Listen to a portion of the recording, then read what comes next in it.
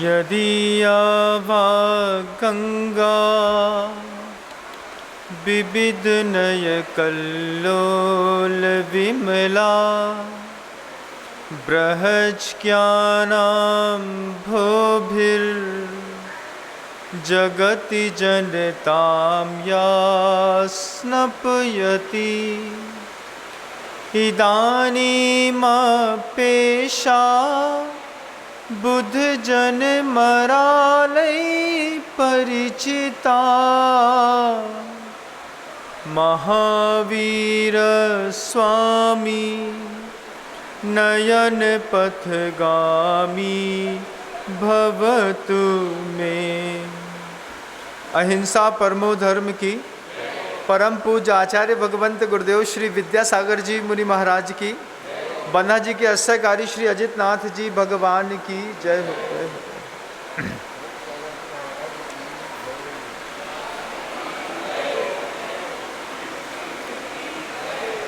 पिछले कुछ दिनों से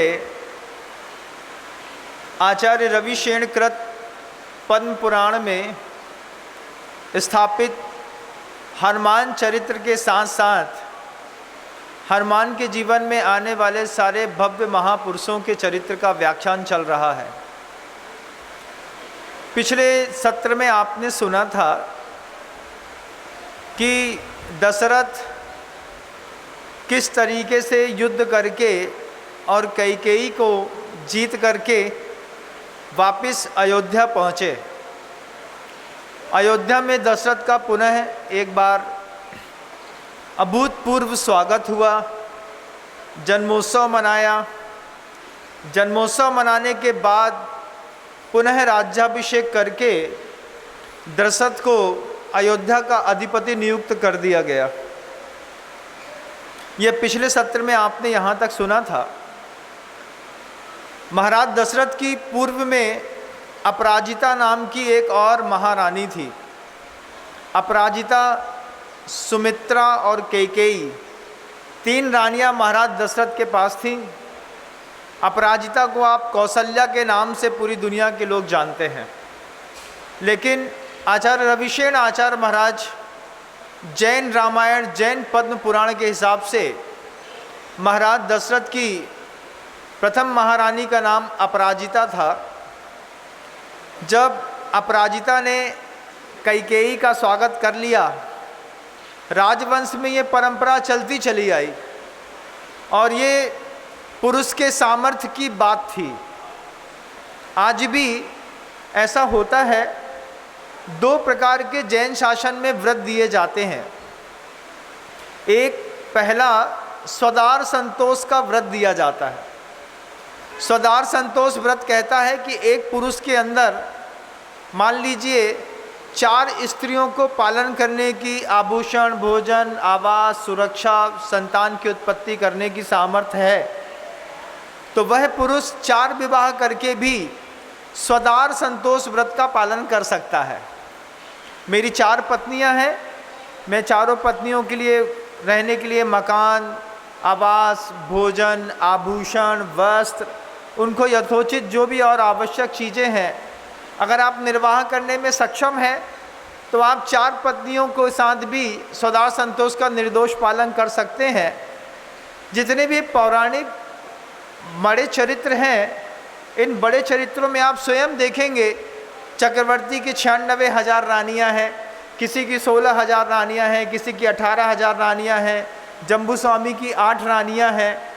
ये बताती हैं कि अगर आपके अंदर सामर्थ्य है तो आप 4 स्त्रियां भी रख सकते हैं। आपस में सामंजस्य भी बनना चाहिए। अब आपको पता चले कि हमारी बड़ी महापटरानी जो पहली विवाहिता है, दूसरी लाएँ तो पहली कोर्ट केस कर दे, तो फिर स्वदार संतोष व्रत का पालन करिए। अपने घर के अंदर एक स्त्री को आराम से शांतिपूर्वक, धैर्यपूर्वक रखिए। लेकिन अगर वो स्त्री तैयार हो जाती है, इस बात को सोच करके, कह करके, आप चाहें तो दूसरी ला सकते हैं। 4 से लेकर के 96,000 तक कितनी सामर्थ्य होना चाहिए। एक व्रत दिया जाता है स्वदार संतोष का। दूसरा व्रत होता है एक पत्नी व्रत।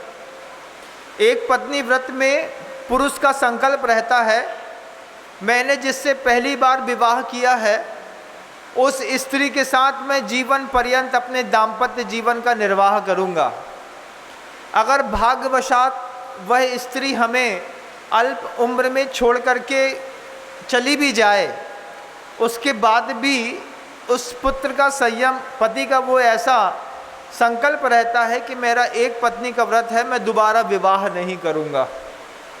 आप जैसे महानुभाव गृहस्थ जो लोग इस बात को, चर्चा को सुनते हैं, समझते हैं, अगर आपने कभी इस तरीके का कोई संकल्प नहीं लिया है तो आपको इस तरीके का संकल्प ले लेना चाहिए। आपको या तो सदार संतोष व्रत का संकल्प ले लेना चाहिए कि मान लीजिए हमारी सामर्थ्य है कितनी रखने की, 3, 4, 5, लेकिन लीगल, ये डबल सिम चलाने वाला काम नहीं। आप लीगल लेकर के आप विवाह करिए ना 2 कन्याओं से, कोई मना नहीं है, आप 2 कन्याओं का निर्वाह करिए। लेकिन आदमी क्या करता है, घर के अंदर स्त्री से तो विवाह कर लेता है और फिर अपनी वासना की पूर्ति करने के लिए यदवा तदवा जब वो गमन करता है तो इस व्याभिचार के कारण जिस कर्म का बंध होता है, अगले जन्म में जाकर के विचित्र प्रकार के दुख भोगने पड़ते हैं। बंधु, आप सदा संतोष का व्रत ले लें या आप एक पत्नी व्रत ले लें, दोनों व्रतों को लेकर के दंपति अपने जीवन को जीते हैं। महाराज दशरथ की 3 रानियां थीं। तीनों रानियों में आपस में मैत्री भाव बहुत था। अपराजिता ने जब, जैसे ही अपराजिता के बाद जब कैकेयी आई तो कैकेयी के आने पर अपराजिता को तनिक भी दुख नहीं हुआ। महारानी अपराजिता जानती थी कि राजवंश में, राजवंश की उन्नति करने के लिए अनेक रानियां होती हैं, उसमें भी पटरानी और रानियों में अंतर होता है। जिस रानी से राजपुत्र पैदा होता है, जिसको राज्य की बागडोर सौंपी जाती है, उसको तो पटरानी कहते हैं, महारानी वही कहलाती हैं। उससे राजा महाराजा जो लोग होते हैं प्रत्येक दिन दाम्पत्य सुख की बातें नहीं करते। विशेष अवसरों पर ज्योतिषाचार्यों से पूछ करके जब संतान की उत्पत्ति करनी पड़ती है, वो भी वह संतान जिस संतान के माध्यम से राज्य शासन चलेगा, जो राजा बनेगा आकर के, वो महापटरानी से दंपति ज्योतिषाचार्यों से पूछ करके दाम्पत्य सुख की क्रिया इत्यादि को करते हैं और जो संतान पैदा होती है उसको राजपट्ट पर आसीन करके राजा बनाने का उसको सौभाग्य मिलता है। जब किसी अन्य समयों में महाराज को किसी दाम्पत्य सुख संबंधी कोई भाव पैदा होता है, उसके लिए भी अन्य रानियों के पास तो जाते हैं, लेकिन महापटरानी के पास जाकर के इस तरीके की क्रियाएं नहीं करते। ये भी राज्य शासन को जीवंत रखने की एक अभूतपूर्व व्यवस्था जैन दर्शनकारों ने, पौराणिक कारों ने भी यहाँ पर लिखी हुई है। महाराज दशरथ की 3 पत्नियाँ, 3 पत्नियों में अपराजिता जैसी कैकेयी को देखती है, देखते साथ ही हृदय से लगा करके कैकेयी का अयोध्या के वो विशाल प्रांगण में स्वागत करती है, मंगलाचार करती है। अपराजिता स्वयं उसके लिए कुमकुम इत्यादि लगा करके जब भव्य मंगल प्रवेश हो जाता है और महाराज दशरथ संतुष्ट हो जाते हैं इस बात से कि इन दोनों के बीच में मित्रता बहुत अच्छी बनी हुई है, कैकेयी कभी भी इस बात का क्षोभ नहीं लाती मन के अंदर कि महाराज दशरथ आज अपराजिता के भवन में जाकर के रुके हुए हैं। स्त्रियों की भी एक विशेषता रही है कि हर महारानी का अपना अपना भवन रहा है। मालिकाना हक है हमारा इस मकान में, हमारे श्रीमान जी जब आएंगे तो हमारे साथ रह लेंगे, उस मकान में जाएंगे तो उनके साथ रह लेंगे। महाराज दशरथ अपराजिता के साथ समय गुजार रहे थे। एक दिन सोते सोते अपराजिता ने स्वप्न देखा। अपराजिता ने स्वप्न देखा कि सामने से एक बहुत बड़ा विशाल काय सिंह श्वेत वर्ण का है। वो सिंह एक पर्वत से दूसरे पर्वत पर, दूसरे पर्वत से तीसरे पर्वत पर कूद रहा है। उसकी दहाड़ सुन करके जितना भी जन समूह है और जितना भी जंगल में जितना भी पशु पक्षी हैं, उन सबके हृदय में कंपन पैदा हो रहा है। बार बार जब अपराजिता स्वप्न में उस दहाड़ मारते हुए सिंह को देख रही थी। एक बार तो अपराजिता को भी उस सिंह की दहाड़ सुन करके मन के अंदर भय पैदा हो गया। सपने में सोते सोते भी हमारे जीवन का एक बहुत बड़ा ऐसी कंट्रोवर्सी है कि हमारा मन यथार्थ और स्वप्न के बीच में फ़र्क करना नहीं जानता। यथार्थ में घट रहा है कि सपने में घट रहा है, हमारे मन को नहीं पता। और स्वप्न में सोते सोते कई बार आप देखिएगा, आप स्वयं या बच्चे जब दब जाते हैं सोने में और कोई स्वप्न देखते रहते हैं, अचानक चिल्लाते हुए उठते हैं। कभी चोर चोर कहते हैं, कभी बचाओ बचाओ कहते हैं, कभी मार डाला कहते हैं। क्योंकि हमारे मन के अंदर ये भेद नहीं है कि हम यथार्थ देख रहे हैं कि स्वप्न देख रहे हैं।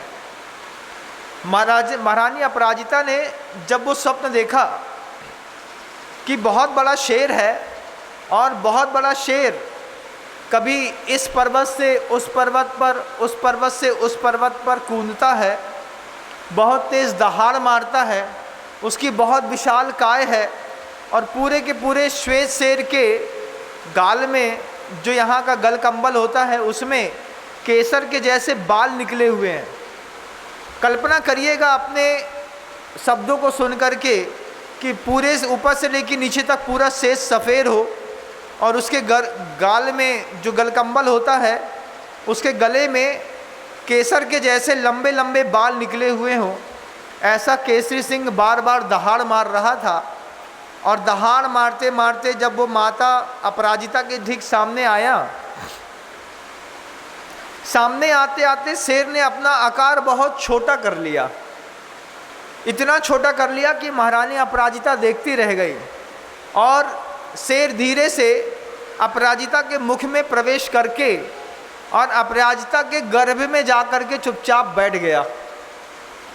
जब अपराजिता ने ऐसा स्वप्न देखा कि मेरे मुख में एक श्वेत सिंह ने, जो बहुत विशाल था और विशाल होने के बावजूद यहाँ वहाँ कूद रहा था, दहाड़ उसकी बहुत तीव्र थी और धीरे धीरे मेरे पास आया, पास आकर के मुख के अंदर से प्रवेश करके मेरे गर्भ में स्थित होकर के, वैसे ही जैसे शेर जंगल में बैठता है ऐसे बैठ करके शेर ने गर्भ के अंदर एक दहाड़ मारी। जब गर्भ के अंदर दहाड़ मारी, अपराजिता स्वप्न में बिल्कुल भौचक्की रह गई। फिर अपराजिता देखती है कि पहले तो एक श्वेत शेर देख लिया, फिर एक बहुत विशालकाय हाथी, वो भी बिल्कुल श्वेत वर्णी। ऐसा हाथी कभी जीवन में किसी ने देखा नहीं था। इतना विशालकाय हाथी घूमते घूमते आया, आ करके अपराजिता के सामने खड़ा होकर के बार बार अपनी सूंड हिला रहा था। जब हाथी अपना पूरा मस्तक हिला रहा था, महारानी अपराजिता ने देखा कि बिल्कुल श्वेत हाथी के जो गंडस्थल होता है, हाथी के सिर का जो भाग होता है उसको गंडस्थल कहते हैं। और जब हाथी बहुत ज़्यादा मदान्ध हो जाते हैं, हाथी को कभी शारीरिक उद्वेग मतलब तीव्रतम स्तर पर होता है, तो उस गंडस्थल से धीरे धीरे करके मदजल झड़ता है, पानी झलता है सुगंधित। उस सुगंधित जल की सुगंध को सूंघ करके बहुत सारे भौरे आकर के उस पानी में चिपकने लगते हैं। ऐसा सामान्य हाथियों के साथ भी होता है। जब हाथी बहुत ज़्यादा मदान्ध हो जाते हैं तो उनके सिर के मस्तक से गंडस्थल से जल झड़ता है और झड़ते हुए जल में भौरे आ जाते हैं। तब महावत लोग अग्नि का धुआं करके उन भौरों को वहाँ से भगाते हैं, क्योंकि जितने भौरे आकर के हाथी के कान में गुनगुनाते हैं, हाथी उतना विक्षिप्त होता चला जाता है। महारानी अपराजिता ने देखा कि सामने से आने वाला जो हाथी है उसके गंडस्थल से बहुत सारा मदजल झल रहा है और बहुत सारे भौरे, बिल्कुल काले काले बड़े बड़े भौरे उसके सिर के ऊपर बार बार ऐसा गोल चक्कर लगा करके झूम रहे हैं।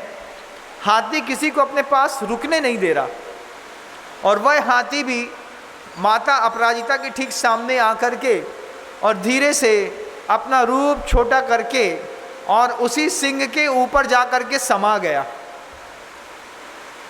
महारानी अपराजिता सोचती है कि आज किस तरीके का स्वप्न आ रहा है।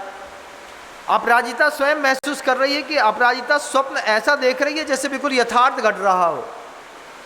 अपराजिता ने देखा कि एक सिंह और एक हाथी मेरे गर्भ में आकर के धैर्यपूर्वक बैठ गए हैं। फिर अपराजिता देखती है कि एक बहुत विशालकाय सूर्य, जैसा सूर्य आपके यहाँ आसमान में दिखाई देता है वैसा नहीं। कैसा सूर्य? ठंड के दिनों में कभी आपने सूर्य की उत्पन्न होने का पूर्व देखा हो?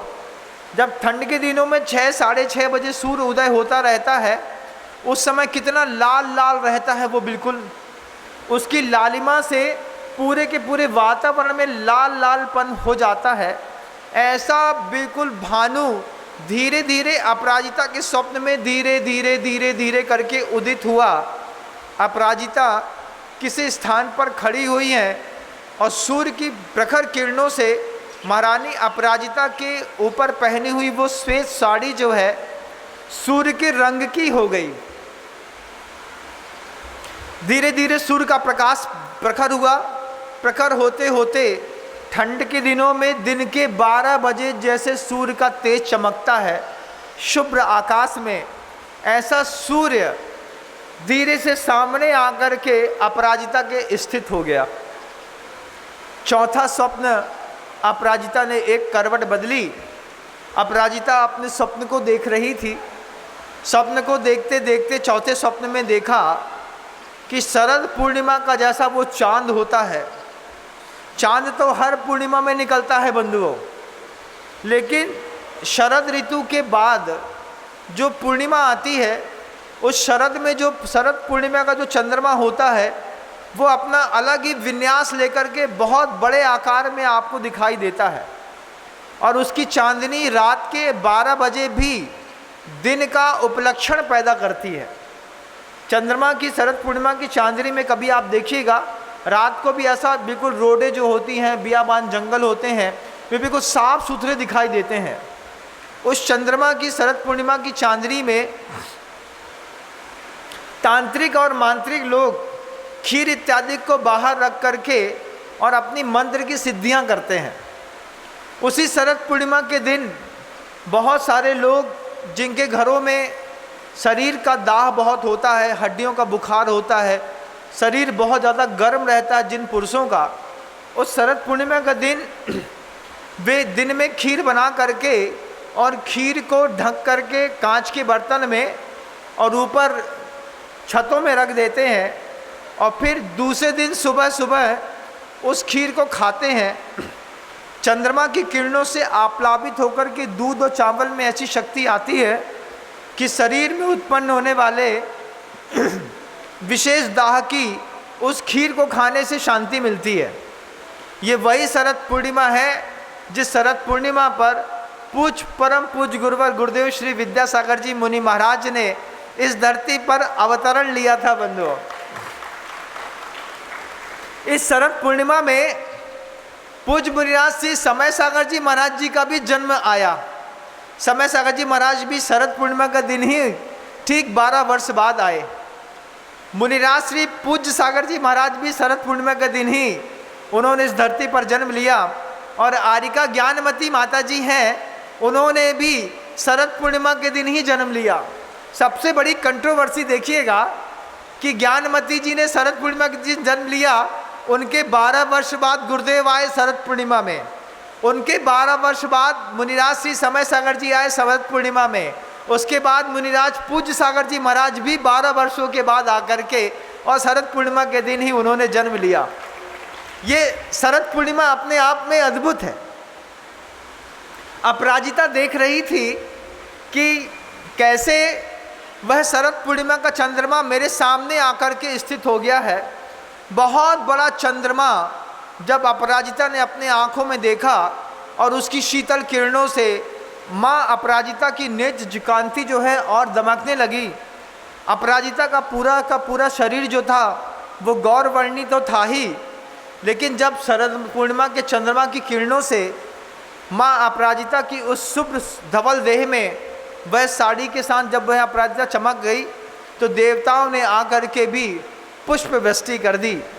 जब अपराजिता ने ऐसे 4 मंगलकारी स्वप्न देख लिए, अपराजिता ने पूरी रात स्वप्न को देखते हुए गुजारी। अपराजिता सोते सोते अपने उदर पे हाथ बार बार फेर रही थी। अपराजिता को बार बार ऐसा महसूस हो रहा था कि जो सिंह बहुत ज़्यादा खुलाचे मार करके यहाँ वहाँ होता हुआ मेरे गर्भ में चला गया है, वो सही में मेरे गर्भ में तो नहीं है। जब अपराजिता को कभी सोते सोते भी भ्रम होता है ना, कई बार अपने गले में कोई हाथ डाल लेता है, कोई बाजूबंद देख लेता है, कोई बगल में बैठा पुत्र या पति को सोते सोते में टटोल लेता है, ऐसे ही अब माँ अपराजिता ने अपने गर्भ में बार बार हाथ फेरा और उनने महसूस किया कि अब वास्तव में अंदर मेरे सिंह प्रवेश कर गया है। सुबह सुबह मंगलाचार करने के लिए जो भांटों की आवाज़ें आती थी, उसमें मधुरम सुस्वर के साथ, सुसिर के साथ जब बीणा वादन शुरू किया, बांसुरी बज रही थी, फिर धीरे से बीणा बजी, फिर ढोल बजे, फिर धमाके बजे, फिर बाद में बहुत बड़े बड़े ड्रम को बजा करके जब नगाड़ों की ध्वनियों के साथ माँ अपराजिता ने अपनी निद्रा को तोड़ा। तोड़ करके जैसे ही माँ अपराजिता खड़ी हुई, खड़ी होकर के सबसे पहले जब आईने में अपना स्वयं का चेहरा देखा, आज अपराजिता अपना चेहरा देख करके ही मुग्ध हो गई। जब कभी भी आप अपना चेहरा पहली बार सो करके उठ करके देखते हैं, कभी आईने में एक तो आपने देखा नहीं होगा, क्योंकि इतनी बार देखा है कि आपको खुद लगता है कि अभी सूरत देखने से कोई मतलब नहीं है। क्या करना है, पहले नहा लो, धो लो, तैयार हो लो, फिर अच्छे से वो जो छोटे छोटे बच्चे 12 भावना में कहते हैं, थोड़ा सा पाउडर लगाई लो, थोड़ा सा कुछ क्रीम लिपस्टिक लगाई लो, उसके बाद जब जा कर के अपन चेहरा देखते हैं तो फिर भी अच्छा लगता है। लेकिन माँ अपराजिता सो के जैसे उठी, उठते साथ ही अपराजिता ने जब चेहरा अपना आईने में देखा, अपराजिता अपना चेहरा देख करके ही मुग्ध हो गई। बहुत कम होता है ऐसा बंधुओं, जब हम अपना चेहरा देख करके ही आईने में और मुग्ध हो जाएं, क्योंकि जितना साफ सुथरा आईना होता है,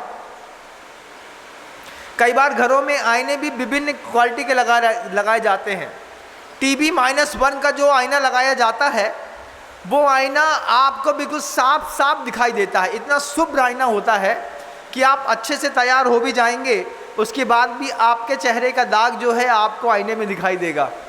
इतने साफ सुथरे आईने घर में लगाता कौन महाराज? हम तो ब्लर वाला लगाते हैं, जिसमें जो भी दिखे अच्छा अच्छा दिखे। बुरा बुरा दिखने वाला आईना घर में लगा लो, बड़ी मुसीबत। बोले 5-6 बार कोट करा, कोट करने के बाद भी अगर TB-1 का आईना हमने लगा लिया, तो आप सोचिए 4 कोट लगा करके जैसे तैसे आधा घंटा मेहनत करके खड़े हुए, उसके बाद भी आईना बताता है कि अभी भी यहाँ पे एक गड्ढा दिख रहा है, अभी भी यहाँ पे 3-4 काले काले तिल दिख रहे हैं। वो तिलों की संख्या यहाँ से होती होती यहाँ तक आती है। आदमी को बड़ा बुरा लगता है। तो मार्केट में ऐसे प्योरिटी वाले आईने बिकते नहीं है बंधुओं। अभी तो आप मार्केट में जाते हैं और चुपचाप एक आईना खरीद के ले आते हैं, भैया ग्लास दे दो। अब आपको पता नहीं है कि इस ग्लास में भी अलग अलग कंडीशंस होती है, कि जिसमें कभी चेहरा खूबसूरत दिखता है, किसी में ब्लर दिखता है, किसी में स्नो वाइट दिखता है। ये भी बनाने वालों की अपनी कलाकारियाँ होती हैं।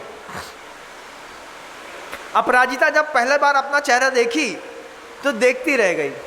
अपराजिता को लगा कि आज मेरा चेहरा मुझे ही बहुत ज़्यादा प्रिय लग रहा है। और स्नान ध्यान करने के बाद अपराजिता महाराज दशरथ के पास जाकर के बगल में जाकर के बैठ गई। बगल में जाकर के बैठती है, बैठ के कहती है, स्वामी संबोधन है, हम अपने घर में एजी ओजी लोजी सुनोजी कहते हैं, लेकिन कितना अच्छा संबोधन है स्वामी। अगर माँ बहनें चाहें तो अपने घर में पति को दे सकती हैं। हमने कितनी बार देखा, घर के अंदर घर में एक छोटे से बच्चे का नाम बबलू क्या रख दिया, घर में सब बबलू बबलू हो गए। मम्मी को पापा को बुलाना है तो बबलू, पापा को मम्मी से बात करनी है तो बबलू, अब मम्मी पापा दोनों को बबलू से काम है तो भी बबलू। ऐसा होता है। अब बड़ी मज़ा तो तब आता है जब लोग हमारे पास आते हैं, हस्बैंड वाइफ बैठे रहते हैं और माँ बैठ करके बोलती है, काय बबलू, हमने कहा इतने बबलू नहीं है, बबलू तुम्हारे घर में है, झांसी जाओ, झांसी में बबलू मिलेगा। बोले अरे महाराज आप समझते नहीं हैं। हमने कहा हम ऐसी कौन सी बात है जो नहीं समझते हैं, हम समझते हैं कि घर में एक बबलू आता है फिर 3 बबलू हो जाते हैं, और तीनों बबलू के अलग अलग मतलब होते हैं, और तीनों बबलू की आवाज़ समझ में आती है एक दूसरे को। मतलब पिता और माँ और बच्चे तीनों हो, और माँ ने बबलू आवाज़ लगाई तो माँ को, बच्चे को पता है कि ये बबलू मैं नहीं, ये बड़े बबलू को बुलाया जा रहा है। छोटे बबलू को बुलाने की टोन अलग होती है, बड़े बबलू को बुलाने की टोन अलग होती है। पिता के साथ भी ऐसा होता है। पिता भी जब अपने बच्चे को सिखाता है, जब हमने देखा बहुत प्यार से चिल्लाता है अक्षय, तब उधर से अंदर से मम्मी की आवाज़ आती है, हाँ आ रही हूँ, खाना बन गया। हमने सुना, हमने कहा अक्षय का नाम, मम्मी का नाम अक्षय है क्या? नहीं नहीं, बच्चे का नाम अक्षय है, लेकिन हम टोन से पहचान जाते हैं कि किसको बुलाया जा रहा है। तो ये भी एक अपनी ज़िंदगी का एक गृहस्थ जीवन का कौशल है। लेकिन अपराजिता अपने पति दशरथ के बगल में बैठ करके संबोधन दे रही है स्वामी शब्द से। स्वामी संबोधन भी अपने आप में बहुत अद्भुतपूर्व है। स्वामी का मतलब है मेरे हृदय में, मेरे शब्दों में, मेरे विचारों में जो कुछ भी है उन सब के स्वामी आप हैं। कभी पति को बोल करके देखिएगा, 2-4 बार और लगेगा, 5वीं बार में स्वामी संबोधन बड़ा अच्छा लगेगा। फिर घर के अंदर वो स्वामी शब्द भी प्रचलित हो जाएगा। स्वामी भोजन बन गया, स्वामी बड़े खुश होकर के आएंगे, महाराज क्या बताएं, आपका प्रवचन क्या सुना, मेरी ज़िंदगी सफल हो गई। बोले क्या हुआ? पहले पत्नी जो थी ना, सुनो, बन गओ, लो, खा लो, ऐसी ऐसी तेज तेज आवाज़ में बात करती थी, लेकिन जब से आपका प्रवचन सुना, पत्नी ने स्वामी बोलना शुरू किया, अंदर फीलिंग बहुत अच्छी आती है। क्या फीलिंग आती है? अरे हमारी वाइफ होकर के हमको स्वामी बोल रही है। हमने कहा फिर रात में? बोले महाराज कुटाई पिटाई तो ऐसा कौन सा पति है जिसकी संसार में नहीं होती, लेकिन जब सबके सामने स्वामी बोलती है तो बड़ा संतोष मिलता है। ठीक, हमने कहा कैसा मिलता है? बोला वैसे मिलता है जैसे फटी बनियान के ऊपर लिवाइस की शर्ट पहन लेते हैं, तो ऊपर से तो स्वामी स्वामी अच्छा दिखता है, अंदर से तो समझ में आता ही है कि बेटा चलो समझ में आएगी, हम तुमको अंदर कमरे में चलो फिर बताते। लेकिन अपराजिता बड़ी खुश थी। अपराजिता दशरथ से बोलती है, स्वामी मैंने रात्रि में 4 स्वप्न देखे। महाराज दशरथ बड़ा खुश हुए। मुस्कुरा करके महाराज दशरथ ने जब अपराजिता को देखा, अपराजिता थोड़ी लज्जावन होकर के धीरे से बोलती है आंखें नीचे करके कि मैंने देखा। कैसे देखा? बिल्कुल वैसे देखा। जब अपराजिता दशरथ को बता रही थी तब अपराजिता दशरथ की तरफ देख नहीं रही थी, अपराजिता देख रही थी धरती की तरफ। वहीं पे देख करके थोड़ा सा मुस्कुरा रही थी और बगल में बैठे हुए अपने पति से कह रही थी, मैंने देखा कि एक सिंह कुलांचे भरता हुआ इधर उधर से आया, उसकी दहाड़ बहुत तेज थी, बड़ी भयानक उसकी आकृति थी,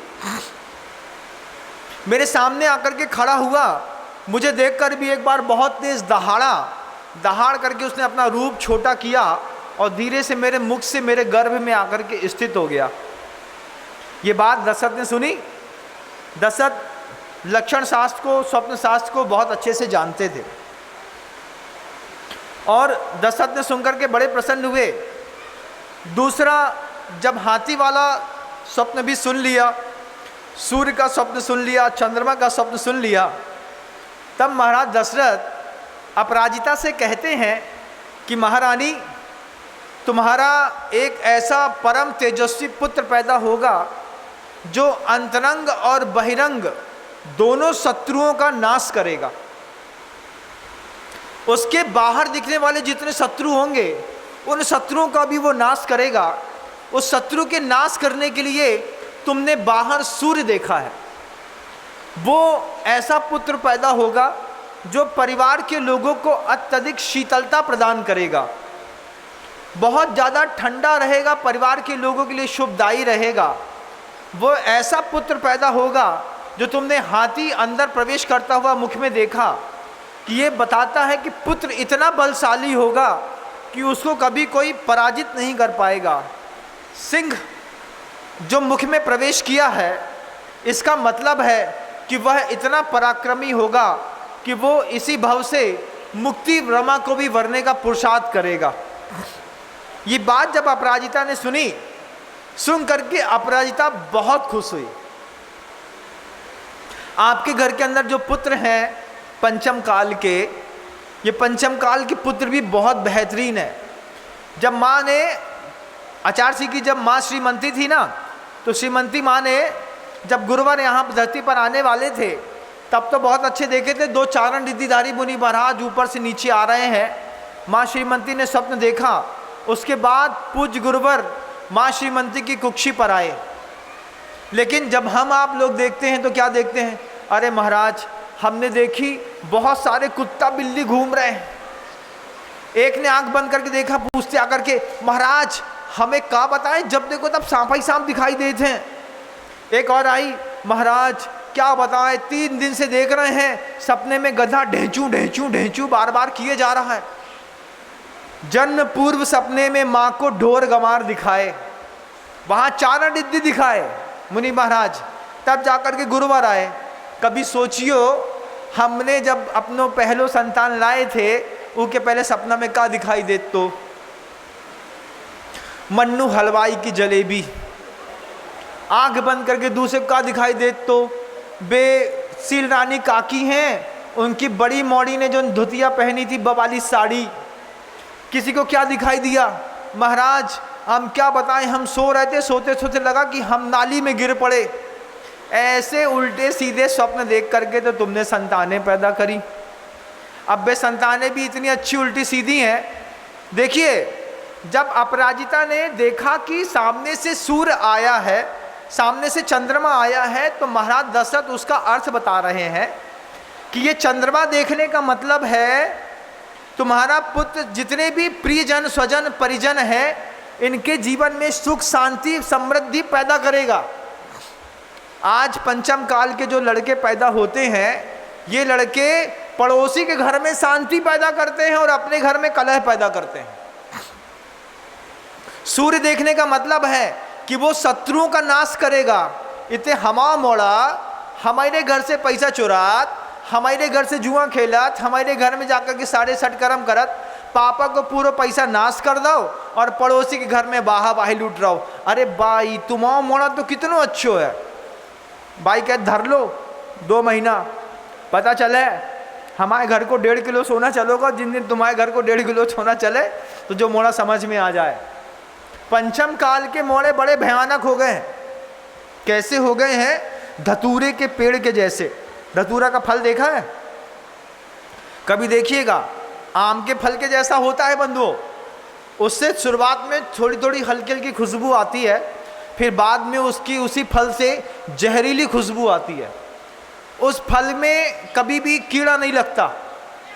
जब कभी भी कीट नियंत्रक का प्रयोग करते थे पहले पूर्व के ज़माने में किसान लोग, तो गौमूत्र ले लेते थे, गौमूत्र में अकौवे के पत्ते डाल देते थे, उसी में धतूरे के फल को कूट करके डाल देते थे, उसी में 2-3 और ऐसे पदार्थ डाल देते थे और पंचगव्य जैसे बनता है, ऐसी 5 चीज़ों को, विषाक्त चीज़ों को मिला करके गौमूत्र में अकौवा का फल डाल दिया, धतूरा डाल दिया, पत्ते डाल दिए, नीम डाल दी, बबूल की कुछ लकड़ियाँ डाल दी और डाल करके अच्छा उबाला और उबाल करके भर करके पूरे खेत में छिड़क देते थे, जिससे कीट का नियंत्रण होता था, कीड़े पैदा ही नहीं होते थे। अभी जो बिकता है वो पेस्टिसाइड बिकता है। हम कीट नियंत्रक की बात कर रहे हैं, कीटनाशक की नहीं।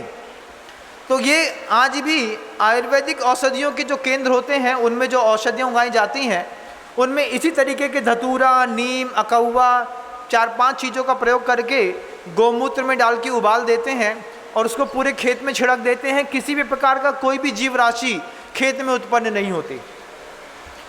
आज का लड़का अपने घर के अंदर तो दुख प्रदान करता, पड़ोसी के घर में बड़ा सुख प्रदान करता। पड़ोसी की माँ सोचती है भैया बेकांता बाई को जैसो मोड़ा है ऐसो हमाओ होतो तो कितनो अच्छो होतो।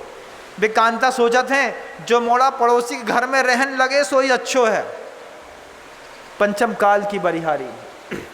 लेकिन जब माँ अपराजिता ने उस समय ये 4 स्वप्न देखे देख करके दशरथ बहुत खुश हुए। अपराजिता से कहा, इसी भाव से मुक्ति को प्राप्त करने वाले, सिंह के समान पराक्रमी, चंद्रमा के समान परिजनों को शीतलता प्रदान करने वाले, सूर्य के तेज के समान शत्रु की आंखों में दुख प्रदान करने वाले एक ऐसा बलशाली तुम पुत्र पैदा करोगे कि दुनिया देखती रह जाएगी। अपराजिता सोच करके बड़ी संतुष्ट हुई। अपराजिता को दूसरे तीसरे दिन से ही ऐसा लगने लगा कि पेट में कुछ विशेष प्रकार की प्रक्रियाएं होना शुरू हो गई हैं। धीरे धीरे माँ अपराजिता का गर्भ जैसे जैसे बढ़ रहा था, वैसे वैसे माँ अपराजिता के पूरे चेहरे की कांति, चमक, सौंदर्य सब बढ़ता चला जा रहा था। माँ पुत्र के बीच में, पुत्र और माँ के बीच में बंधुओं जन्म से पूर्व का संबंध होता है। बच्चा गर्भ में है तब से माँ बच्चे का संबंध है। दुनिया के लोग तो बच्चे से जन्म होने के बाद संवाद करते हैं, लेकिन माँ ही एक ऐसी देवी है जो पुत्र को जन्म देने से पहले पुत्र से प्रतिदिन संवाद करती है।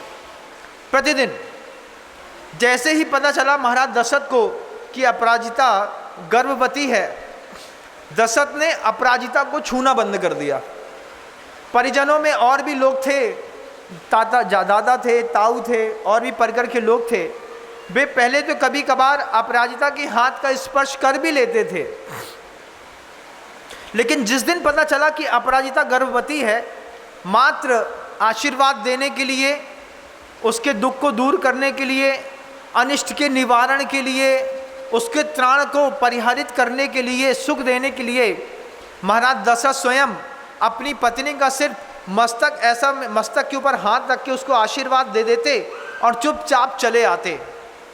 क्या एक समृद्ध संतान को पैदा करने के पूर्व का विज्ञान है कि पता चल जाए पति को भी कि पत्नी के गर्भ में शिशु आ गया है, तो पति स्वयं अपनी पत्नी का स्पर्श नहीं कर रहा, सिर्फ मस्तक का स्पर्श करके, बड़े बुजुर्ग भी आते अपराजिता के माथे में स्पर्श करके उसको स्नेह से बात्सल्य का आशीर्वाद दे देते, सिर्फ एक बात को सोच करके कि गर्भस्थ शिशु में किसी भी प्रकार की उद्वेग वाली तरंगों का स्पर्शन न हो, किसी प्रकार के आवेग से गर्भस्थ शिशु आप्लावित न हो।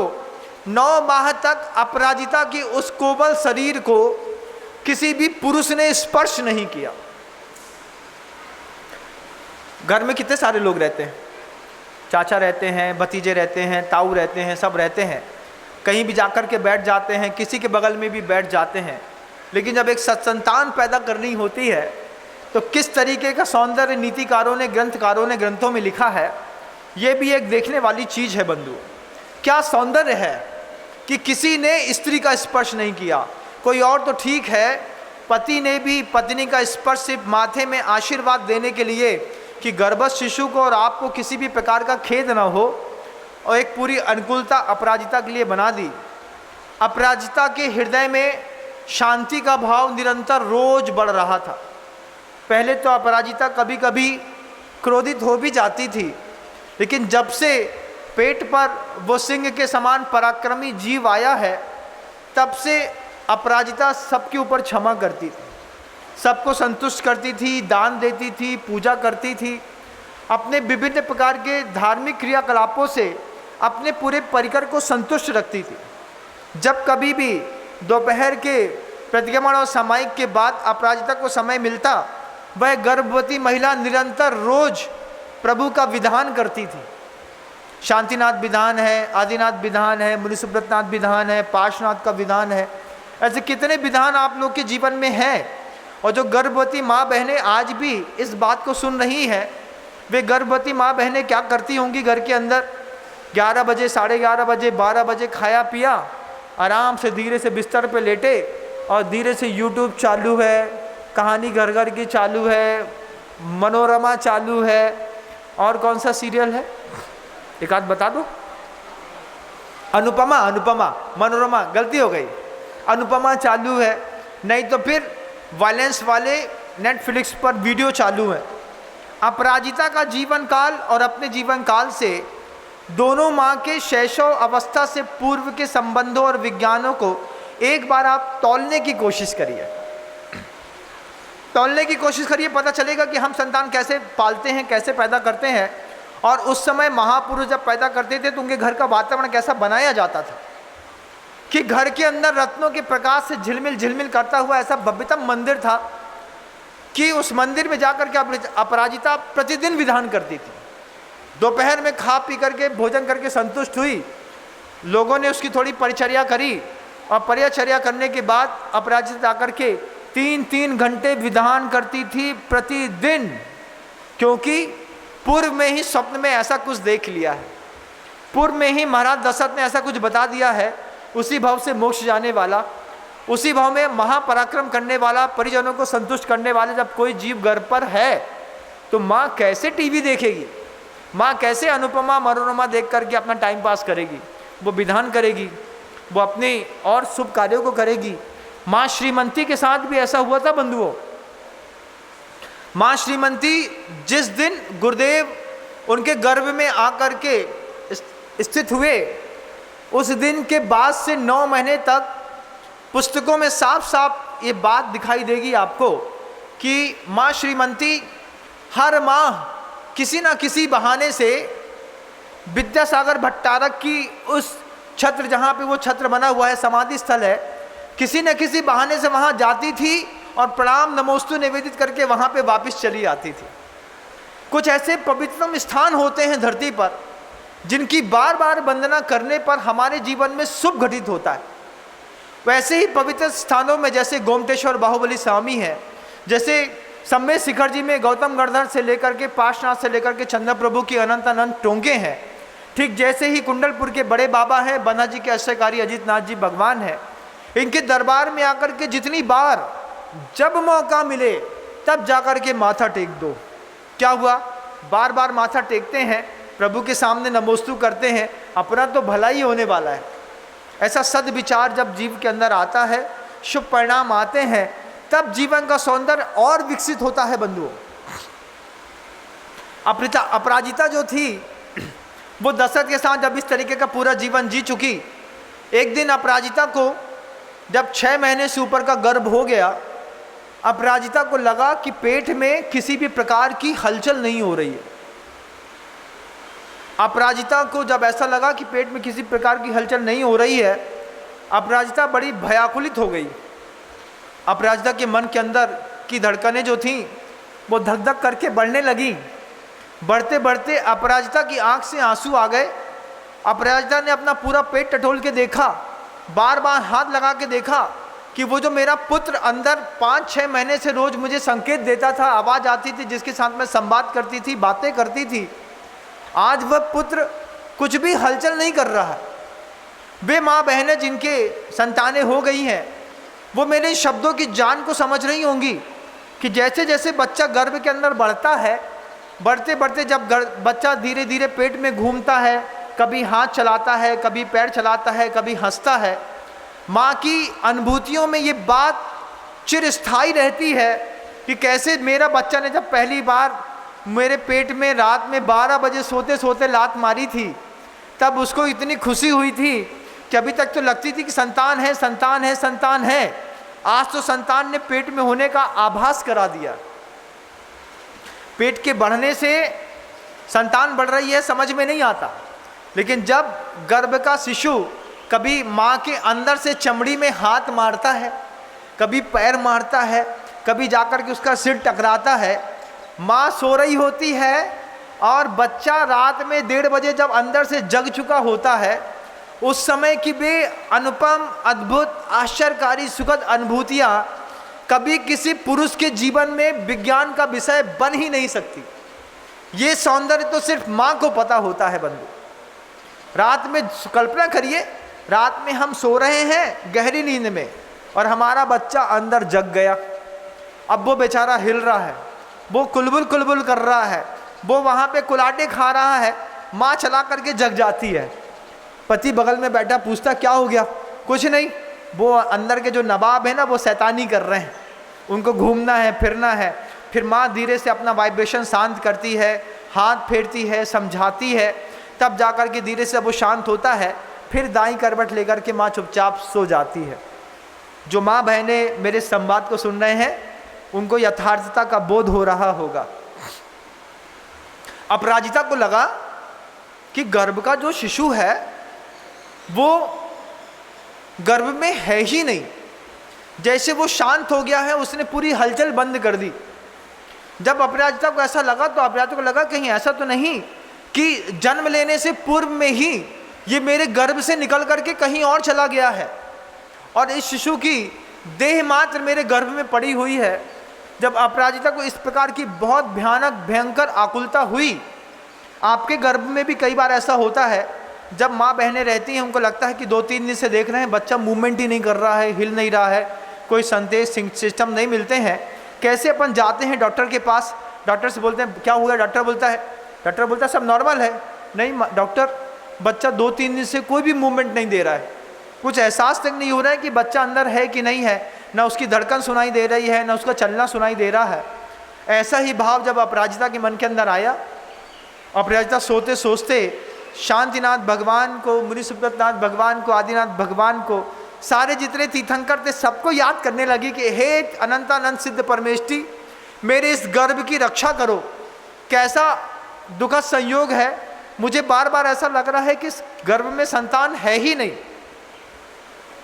धीरे से अंदर से आवाज आती है कि माँ, मैं गर्भ पर सुरक्षित हूँ, मैं तो तुम्हारा पुत्र होने के कारण ऐसा सोच रहा था कि जिससे तुमको दुख होता हो ऐसी कोई क्रिया नहीं करूँगा, जो तुम नहीं चाहती हो ऐसी जगह कभी जाऊँगा नहीं, ऐसे शब्द जो तुम नहीं चाहती हो ऐसा बोलूँगा नहीं।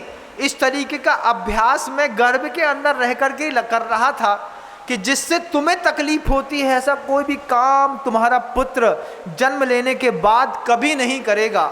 ऐसा मनोहर संवाद जब अंदर के शिशु और माँ अपराजिता का हुआ, अपराजिता की आंख से आंसू निकल पड़े। अपराजिता सोचती है कि गर्भ का पुत्र होकर के भी मेरे अंदर इतना अच्छा भाव पैदा कर रहा है। अपराजिता रोने लगी तो गर्भ शिशु ने तुरंत एक लात मारी, तुरंत एक पैर मारा और पैर मार करके अपराजिता को बताया कि मैं कहीं गया नहीं हूँ, बस ये सोच रहा था कि तुझे कष्ट ना हो इसलिए मैं शांत बैठ गया। लेकिन मैं शांत बैठने पर तुझे लगा कि मैं नहीं हूँ, मैं तो यहीं पर हूँ। फिर वो जो अब अनुपम संवाद नीतिकारों ने, ग्रंथकारों ने ग्रंथों में लिखा है, सुन करके बड़ा आश्चर्य लगता है।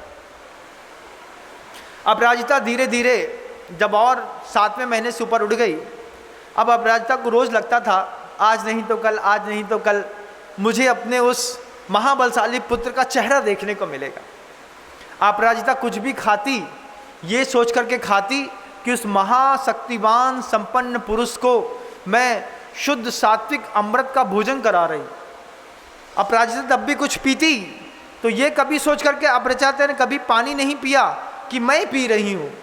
अपराजिता के पीने के बाद एक ही संवाद, एक ही अंदर हृदय में भावना रहती कि अंदर जो वो शिशु पल रहे हैं उसके लिए मैं अमृत पान करा रही हूँ। गर्भस्थ शिशु के लिए माँ ने किस तरीके से रक्षा करी है, किस तरीके से भोजन किया है, किस तरीके से जलपान, पानी, औषधि इत्यादि ग्रहण करी है। आप इस कथानक के सौंदर्य से समझने और देखने का प्रयास करें। हम कभी भी गर्भवती माँ बहनें जब कभी दोहला पैदा होता है तो बाज़ार की सड़ी हुई कचौड़ी खा लेती हैं, कभी समोसा बुला के खा लेती हैं, कभी आलू बंडे खा लेती हैं, कभी डोसा खा लेती हैं, कभी चीज़ पिज़्ज़ा बर्गर खा लेती हैं। उससे उत्पन्न होने वाली जो विकार हैं, कभी कल्पना करिएगा जब आपके शिशु के अंदर वो डोसा अंदर जाता होगा, सड़ा तेल पहुंचता है, चाउमीन, पिज़्ज़ा, बर्गर में जो केमिकल से रंगे पुचे हुए बेऔषधि और दुर्गंधित मसाले पहुंचते हैं, जब आपके बच्चे को ख़राब करते हैं, जब आप करके बच्चा 9वें महीने 8वें महीने में होता है, डॉक्टर कहता है क्रिटिकल कंडीशन है, सिर में पानी भर रहा है, नाली उलझ गई है, उसने गंदा खा लिया है, पेट में मुंह में मल भर गया है, अब इसकी डीएनसी करनी पड़ेगी, कभी डेड करना पड़ेगा, कभी कुछ करना पड़ेगा। कितना क्षोभ होता है।